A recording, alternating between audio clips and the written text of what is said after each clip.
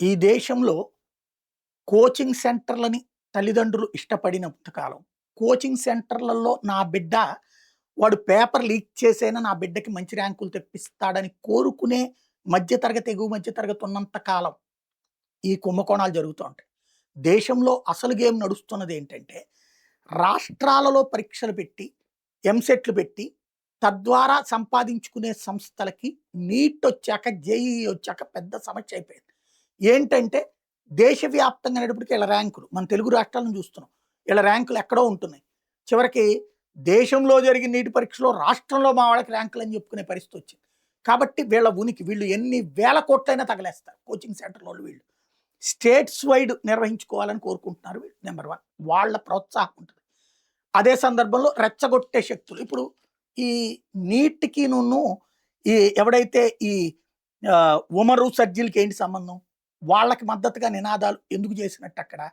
అదే సందర్భంలో పాలస్తీనా జెండాలతో ఎందుకు ఉద్యమం చేసినట్టు ఈవెన్ నిన్న అక్కడ ఉద్యమంలో కూడా పార్టిసిపేట్ చేశారు. ఆర్టికల్ 370 రద్దు చేయమని అడిగేటటువంటిది నీటికిను ఆర్టికల్ 370కి ఏంటి సంబంధం అసలు? ఆర్టికల్ 370 మళ్ళీ తీసుకురమ్మనమని చెప్పడం అన్నటువంటిది. అలాగే ట్రాన్స్‌జెండర్‌లకిను నీటికి ఏంటి సంబంధం? ట్రాన్స్‌జెండర్‌ల ఉద్యమం, ట్రాన్స్‌జెండర్ హక్కులంటే అక్కడ ఉపన్యాసాలు ఇచ్చారు. అందరం విన్నాం, చూసాం. నిన్న కూడా గొడవలో మళ్ళీ వాళ్ళు కూడా పార్టిసిపేట్ చేశారు.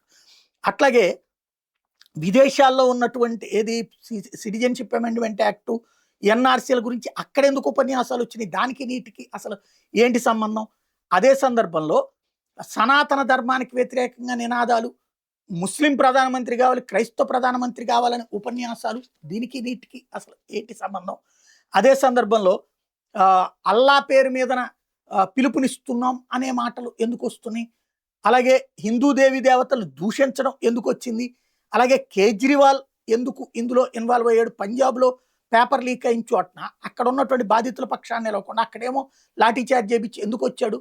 రాజస్థాన్‌లో పేపర్ లీక్ అయినటువంటి సందర్భంలో తప్పేముందన్నటువంటిది పంజాబ్‌లో ఇదే రాజస్థాన్, హిమాచల్ ప్రదేశ్‌లో పేపర్ లీకులు కంట్రోల్ చేయాలనుకున్నారు, కాలేదని చెప్పినటువంటి ప్రియాంక గాంధీ, రాహుల్ గాంధీ వీళ్ళందరూ కూడా ఎందుకు ఈ వ్యవహారాలు ఇక్కడొచ్చేటప్పటికి దాన్ని రాజకీయం చేయాలనుకుంటున్నారు అంటే, ఓవరాల్‌గా మనం గమనించాల్సినటువంటి వ్యవహారం దేశంలో అల్లకల్లోలం సృష్టించాలనుకున్నోళ్ళందరూ ఒక్కటయ్యారు అన్నది.